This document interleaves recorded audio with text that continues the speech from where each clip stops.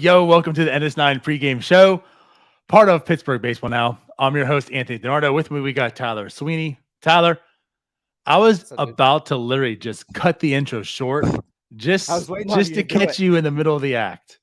I was waiting on you to do it. You were jamming behind the scenes. I got to do what I got to do. Busting a move. What is up, though, my friend? You're alive. I am. I've survived. You survived. Is it Ian? Is that the hurricane? Yeah, it is Ian. It wasn't much of anything. It was quite a bit. I mean, listen for one. So much damage. So much damage. And well, we didn't get really anything up here. So in Jacksonville. You got a light rain. Right. It's basically what it was. Must be nice. Yeah. You know what I did today, DiNardo? I think I got I think this is my second to last mow of the year. Nice. Well, congrats. 2 weeks from now, I think will be my last one, and then we're good. And then the heat goes on. Oh, he came on today, dude. Oh, you did it? Oh, I must have missed that. 58 degrees when I woke up. Nope. Not doing it. Yikes. Anyways. So that would have been like such a great transition too, because this could have been the second to the last mowing down of Oviedo as well, but this is probably his last time out this year. So, but the Pirates got a baseball game today. They're last of 6. This is the very last road series against the Cardinals, and then of course, as we know, they come back to Pittsburgh versus the Cardinals. But this is game 6 of 6 of the end of the year. Johan Oviedo, the former Cardinal, does go against Jack Flaherty tonight at 8:15. So I guess there's some storylines here creeping up at the end of the year. Obviously, Pujols has done 700. Any home run he hits, you assume will be his last home run, right? And it'll be versus the Pirates. So there's that. There's also storylines of course, like with Oviedo, like how he's going to cap the season. These guys, how they're going to finish out and such. Also, I guess, technically speaking, if you want to be optimistic, if the Pirates go 4-2, well, they won't have a 100-loss season. I don't see that happening. No, you don't see it? I can't say I do. You see it now? I cannot say I do. Better? So where do we start here? With Oviedo? Let's start with Oviedo. I think that's the big storyline here today. Okay. So let's do it.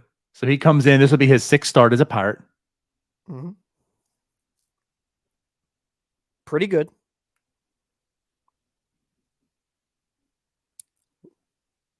What do you want to see out of him, Bernardo? Because I know what I want to see out of him. What do you want to see? I guess so. Again, with this being his last start, and it's 6 starts, and like the grand scheme of things, it's kind of like the Andujar situation. Like after seeing 6 starts going into the offseason, does that really change your mind of things? No, like everything I've already said holds up. I want to see him get an opportunity for the rotation next year. Ultimately, I think like big picture, he's probably a bullpen guy, but why not? So I guess tonight, just kind of continuing what he kind of has shown to trend towards, throwing more strikes, less walks, right? Like last time out, 72% of his pitches were strikes. So if I see that again, that helps me believe maybe the rotation is something that can be done. You know, the pitch count got up there, the innings and such. And like the thing about today is this is the team he came from. So there's really no better team in baseball that knows Oviedo than the Cardinals tonight. So if he can go out there tonight and pitch well, I mean, to me, that's a great way of capping off the season, head into the offseason and say, you know what, I can be a starter. And I hope he has that mentality to head into next year and see if he can. Yeah, I think both of us have been pretty vocal that neither of us really think he's going to be a starter long term here. Um, but building off of what he did last outing, where he was able to get to 7 innings, no walks. The big thing, aside from the no walks, obviously that's great, but I think you really want to see him get weak contact, because that was against a bad Cubs lineup, really bad. It's a lot more formidable tonight. Like you said, former team, and you also just want to see him able to limit that pitch count tonight. And you mentioned it with the strike rate, probably even more so than the walks, is keeping that pitch count down, because that's really the big part of can you be a starter. If you're going out there and throwing 4 innings like we saw where he was getting results, it doesn't matter. You're not going to be able to sustain that over a course of a season. Yeah. So 4 really, innings and 85 pitches yeah, isn't really you too much can't do success. not as a starter. So he's got to be able to induce some weak contact and just pound the zone. The walk rate will fall with that. I like it. I like it. He's got a pretty decent, arsenal. Um, like the eye test, right? You like what he sees. Again, like he has some filthy stuff, which again could translate into a very, very good bullpen guy. But he has some really nice stuff. It's funny, like when you go to his baseball savant page, one of his comps is 2020 Jack Flaherty, who's on the mound tonight. So there's that. But but yeah, you've pretty much nailed it. Like he's definitely has stuff. He's got some pitches. What he can do with it, how they can locate it is another thing. So if he goes again tonight, pitches very efficiently and effectively, for his 6 star of the part, capping off the season, I think you go this offseason feeling a little more comfortable with, for one, also, and Tyler, just hang on with me here, the return, right, with Quintana. You're a little more comfortable with the return, but then you're maybe a little more comfortable with giving him that option and possibility of, getting in the rotation spot next year. So there is that with Oviedo. Yeah, it's definitely something that he has to build on it here. You don't want to end on a poor note and then all offseason. It's stupid, but it's going to change the way we talk about the offseason with him. If he goes out there and gets shelled tonight, we're probably going to push more to the bullpen role. If he goes out there and pitches very effectively and looks like he could be a starter, we're not going to eliminate saying he's probably a bullpen guy, but there's going to be more hope towards it. That's probably the best way of putting it. And again, because it's all you have is short sample size. So the shortest of them has, a big part of the pitcher. I mean, this is 1/6 of his season tonight. Yeah. With the Pirates, in that aspect. And you're right. So, like, thinking about this too, his very first start, Toronto, 3 innings. It was not crisp, but it was, scoreless, whatever. That's where we saw him and like, he's exciting. That's when he got introduced that he's exciting, but probably a bullpen guy. Then his next outing, 1.2 innings, shell for 4 runs against the Mets. And that's you're like, yeah, he's a bullpen guy. Yeah. But it's like since then, he's actually kind of progressed. 5 innings, 4, and then his last one out, which I think we jokingly said, but half joking, 7 innings, 7 strikeouts, 3 hits, no walks. Was that potentially the best start for the Pirates? And then Luis Ortiz was like, no, this one is. So it's like, it was a really, really good start. So like, if he can back that up and end this on back-to-back really, really good starts like that, then I think you feel more comfortable in, again, the small sample, but in the small sample, he had some really, he showed some good stuff to be a starter. And tonight being an actual competitive baseball team offensively, I mean, here's the thing too. You got Arenado and you got Goldschmidt. I mean, 2 MVP type candidates. So I don't know how much they'll be playing for tonight, but they're there. Mm-hmm. Yeah, it's a dumb big game for him just for our offseason fodder. Correct. And mind you, Pujols batting 5th, and Pujols is like vintage Pujols now. So yeah, there's Cardinal also Devil magic. That's it. Yep. So, what else are you looking for with this game? I don't know that I'm looking for it, but just an interesting tidbit of the Miguel Andujar DH role that we're seeing so far. I know we discussed that we thought he would probably be a first baseman on this team, which I guess the more I think about it, the more I'm encouraged by the fact that they're not shoving him into that first base role, because it maybe gives me a little bit of hope that they'll actually try something this offseason with it and not go up. This is our guy. We brought him in, hit 27 homers about 5 years ago. So I guess that's encouraging, but just seeing him continue to hit the baseball, which once again, not a big believer in him, but it's another guy that, as you mentioned earlier, we just want to see something going into the end of this year. Right. That's a good way of putting it, actually, because I'm with you. I am shocked that he hasn't gotten an opportunity at first base. Mind you, I get it. You know, that was some of the feedback. He hasn't played many innings at first. And you're right. But neither is Michael Chavis. And neither has like anyone else that's Ben playing Gamble. first base either, right? Ben Gamble. I mean, he has those some years back. But it's like you kind of saw this and you see the hole at first and maybe trying to fit the square peg in the round hole type of situation. Like there is no other really players on this team that play first base either. Here's Andujar. And maybe if he can come back to his relevance, we can fit him at first base where there's a position of need and he can go and get that. But like you said, they're not doing that, which maybe leads you to believe, like you're saying, they'll actually find a solution at first base and not trying to not trying to fit this square peg into the round hole situation with Andujar. So he's playing DH again. He did play left field, not first base yet. And like you said, they have Gamble playing first today. Another guy who isn't like a first baseman. So the fact that they didn't put Andujar there does maybe lead me to believe that. Yeah, I'm at least encouraged just from a team building perspective here that they might actually try to acquire someone that knows how to play a position in the offseason. Right. Regardless, really the big thing with Andujar is he's got to hit. Doesn't really matter what position he plays. His big calling card is going to be that bat. Over his career, he has been great with it. I think we've all talked about, we've seen some encouraging signs out of him. So it's another guy going into the offseason. If you don't want to get into that Yoshi trap where he gets hot for a little while and then we're all believing him in the offseason, but you do want to see more just really hard contact and continuing to not, strike out a ton. Right. No, you are right. And we are on Twitter all the time. We've seen been part of the Pirates fan base for a long time. So we know what 8 games can do for a whole offseason. It can create a lot of narratives. And if he is really good, as right now he currently is in the 3 games that he has played. Now, mind you, no home runs yet, but 2 in the warning track, the north side notch, because of course Jim and Andujar, match made in heaven, right? Exactly. But honestly, like he did hit the ball hard. It weren't home runs, but he hit it deep. One he thought was a home run, it wasn't. Funny how he didn't get called out for that one, but others people do. But regardless, yeah.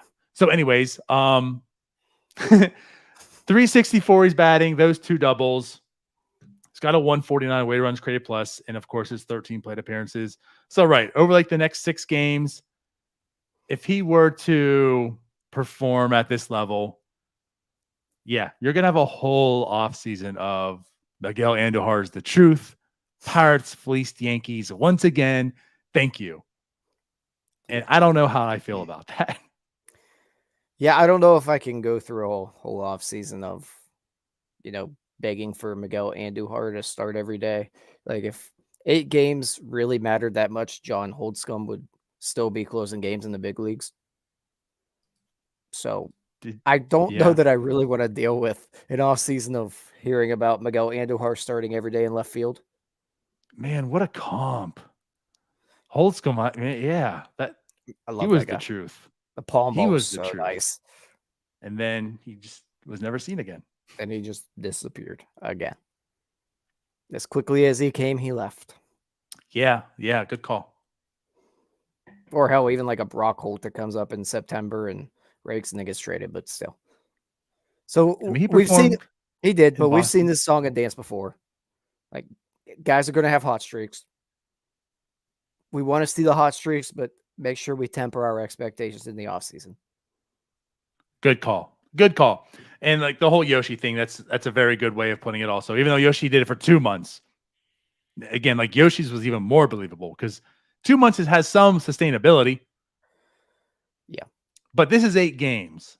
And if you're going to take the 8 games over all the games since 2018, that might be the wrong choice. I'm not saying they don't matter, and you might believe they can't turn around. The 8 games are helping you do that way, but yeah, it is 8 games, and how he performs with these 8 games doesn't really change my mind too much. But regardless, I mean, I would rather him perform than not. The unfortunate and if it happens, truth, it happens. But the unfortunate truth about Andujar is that he's a guy that doesn't really play a position that's probably at best a league average bat. Mm-hmm. So if somehow he can figure it out, great. Not holding on to hope here, but intrigued to see, how he finishes the year. Very good point. Very good point. So the other thing I guess to talk about, are you done with him? Are we done with Miguel? Yeah, I don't really need to talk about him much more. So once again, O'Neal Cruz batting leadoff. We got Bay batting ninth. So like I know what you said about him batting third and having Bay leading off per se. I don't hate this. It's not like the Pirates have this stacked lineup that Bay deserves to be the ninth hole, but I don't really hate it. I'm liking O'Neal Cruz batting first. He has just been dominant since batting leadoff on August 28th, as we keep pointing out. The strikeouts are coming down. He hasn't struck out in what, 4 games? Or no, once, I guess. But I think in the leadoff spot, well, since he's been moved there, he's at like a 30% K rate. It's really good. I think it's really good. I mean, you look at it, it's very similar to like rookie year Aaron Judge. Other than the walk rate being like a lot lower, but everything else. So right now, since August 28th, 154 weighted run created plus. So again, it's 54% better than league average, but he is batting 287. His on base is 344, slugging 574. Walk rate 7.2%. That's fine. That's fine. But his strikeouts, yes, 31.2. So I mean, he was hovering right around 40. He's now back down to around the 30 as we all pretty much highlight. Like if he can be a 30% K rate guy, he'll be effective. And that's basically what he is. And he's a 154 weighted runs created plus player at this point in time with those numbers. He will be far more than effective at 30% K rate. Like look at what Aaron Judge did with a 30% K rate for years.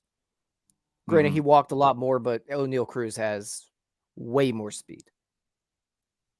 Oh yeah. Like he's got a 377 baby, and that seems like that's a sustainable. It's not as if like, he's gotten super lucky. He beats shit out. Yeah, like weak contact is sometimes good for him. Like that big base hit up he got the other night, where he just right to third base and just laughed the whole way down first. Yeah. Do you see something different in him too? I just want to point this out because this is something I have just noticed. But like, does he seem to be just having more fun? And I mean that in a good way for the people like, oh, he's not in the game. These guys are just laughing. Does he seem to be more fun, more relaxed?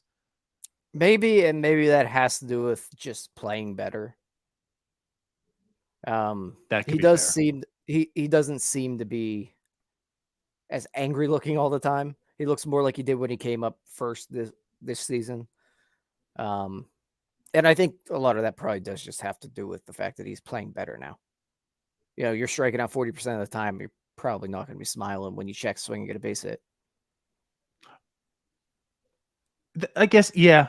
I mean, you make a good point. Like, well, I mean, what came first, the egg or the chicken, right? So maybe he's having more fun because he's playing better. And I get I don't care about the staring down. Like, if he's in the batter's box, I mean, no, I don't either. You think like I just want to make this comparison for the sense. But if you hate him for that, then like, how do you praise Michael Jordan for being the greatest of all time? Because like, do you think Michael Jordan's not going to have that look all the time? He absolutely did all the time. He wanted to kill and murder everybody in his path. So like to then take O'Neal Cruz and say, he's just a terrible person with a bad attitude. I don't care about like that focus, that look. But when he's like rounding second base, heading into third, laughing on an easy fly out, when he gets that check swing down third base and he's laughing to first base because it's like, you know what? I just beat you. Ha ha ha. he seems to be having more fun, more relaxed. So the other thing to mention, and I know that everyone kind of rolled their eyes, a lot of people rolled their eyes about the hustle part. We are seeing a little bit more of it. Honestly, I feel like the one time he didn't hustle on first base is like the only time. Like that's one thing I give him credit for also is he basically has been. And ironically, and I tweeted it, how about the hit to second base that Brian Reynolds didn't hustle out the other night? No one brought that up though. The original point of this entire segment was, what do we think about Ji Hwan Bae hitting ninth? I just want to talk more about Cruz. We have like 6 months to do it. It's not enough. I need 6 months, 6 years minimum. But just back to our original point here. I don't mind having Bae in the 9th spot and then Cruz first. It's something I might actually, I probably would like it more if this team was competitive.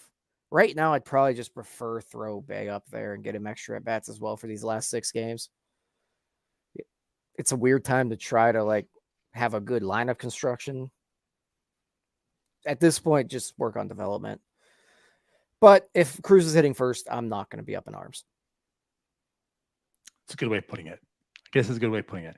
And again, going back to it too, the reason I just don't hate it also is because Cruz is performing the leadoff spot, and this also gives them potential RBI opportunities also. It does. So you're kind of getting like the best of both worlds for Cruz in this aspect. And truthfully, in the grand scheme of things, the development of O'Neal Cruz is the most important thing on this team at this point. If he does not develop, they're in trouble. They need him to be a star. So let's not rock the boat right now. Yeah. I'm not gonna add too much to that. Good point. And I guess the other thing is Castro's back in the lineup. He is batting 7th though, but he is back in the lineup behind Ben Gamble, apparently. I mean, whatever, I guess at this point in time, but the lineup is Cruz, Reynolds, Andujar, which Andujar is batting 3rd. That was, I guess it's not going to change, but he came in and just right at the top of the lineup after being a terrible baseball player. The same damn thing with Ji Hwan Bae popped up in the second game. He's like hitting leadoff. It took O'Neal Cruz like 6 months. Right. So he's batting 3rd. Sawinski, I mean, it's not home. Sawinski, we know, is basically the worst player in baseball when he's away. He's batting 4th. Hayes has returned from the injury. He's been looking decent. He's batting 5th. Then Gamble, then Castro. So like the lineup construction to me, once again, just doesn't make a whole lot of sense. But I guess whatever. It never does. I mean, Sawinski's going over 4 with 4 strikeouts. Yeah. Like it's really not a question. There's a big enough sample size of it right now that he is just god awful when he's not at PNC Park. What's worse than god awful? Like that's what he's been.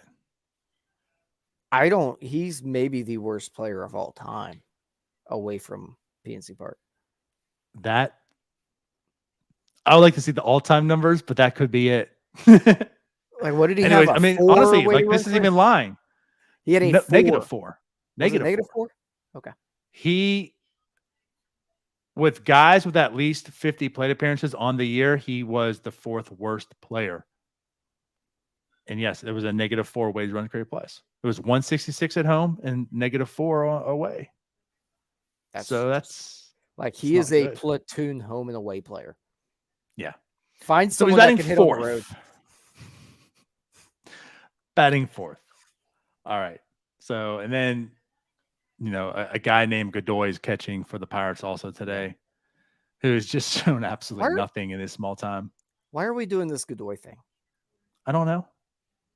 Well, Heineman's on the 7-day delay. Yeah. There's Zach Collins. I don't know, really. Well, Zach Collins can't catch to save his life. Well, Godoy hasn't shown that he could either. I mean, but Zach Collins also can't hit. And Godoy hasn't shown that he can either. I know, but he can at least like somewhat crouch. Here's my thing on this. And honestly, in the grand scheme of things, it's not that important. But Michael It's not. Chavis getting DFA'd, because I don't think we really talked too deep about Not this. really, Michael no. Chavis getting DFA'd, it's not the worst thing in the world. But I don't personally, think it was deserved. I don't as much as some understand, like, others. at the expense of Godoy being here. Like, whatever's end of the year, Or have Zach Collins. delay and then have Zach Collins catch. I mean, they both do that. And keep Chavis here and not Godoy. Because, like, the Zach Collins at first base experiment, it's not like that's going Zach well. Collins has never shown anything remotely close to being a Major League Baseball player. There's that point too. That's an important point. You make a good point, Tyler. Maybe you should send an email to Ben Cherington about that. You know what? Maybe I should do more pregame shows because I feel like I'm making great points when I'm a little bit more awake and not drunk. Yeah. Maybe I should just quit So, like, drinking so much for these shows. Huh? Nah. No, don't do that. But, like, that's just where I'm at with the Chavis thing. Right. It's whatevs, but I would rather him be This man here. is like 40 years old saying it's whatevs. But shut up, Tyler. But seriously, I would rather have Chavis at first base right now than Zach Collins I don't disagree. or Ben Gamble. No, I don't. Like, truthfully, Ben Gamble is equally as DFA-able as Michael Chavis.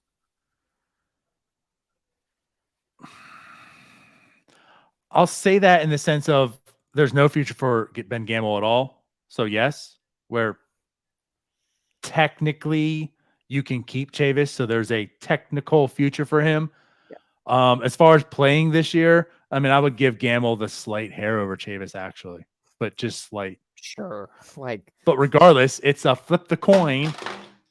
I probably should have actually done that. There goes my AirPods. Yeah, it's a flip the coin. Who cares which one it really is? But yeah, It's really irrelevant. It's really irrelevant. What I thought about today was my whole point in the off season that the Pirates should have just maybe went after like a Reese McGuire, who seems to be having a pretty decent year when on a team that doesn't have catching in the major leagues. But what the hell do I know? Yeah, you were definitely on that. But they'll have Endy starting opening day next year. So there's God, I hope. I hope. We'll get into that in the off season. I don't want to burn it all up in a pregame show. Yeah, on September 30th, where no one gives a shit. But anyways, all right. So first pitch is going to be out here in about a minute's time. So I guess we should wrap this up here. So before anything, any last words, Ty? 6-2 Cardinals. 6-2 Cardinals. Yeah. I am going to go with 6-4 Cardinals. Cruz is going deep tonight. I think it's their only hope. I'm calling a home run for O'Neal Cruz. I hope. He's been robbed of 2 grand slams, basically. So home run for O'Neal Cruz tonight, 6-4 Cardinals. Busch Either Stadium. Way, that's a Pirates. Busch Stadium. Oh, I think it's a good bet right there. Is that an NS9 bets? Are you taking that? Are you going to get in? I will not, you because I only have seconds. a minute. I don't have time to do it, and I have high school football on my phone right now, so I can't. What a loser. All right, let's get out of here. Thank you guys for watching. We'll keep up with the game with you. Bye-bye. Peace out, Girl Scouts.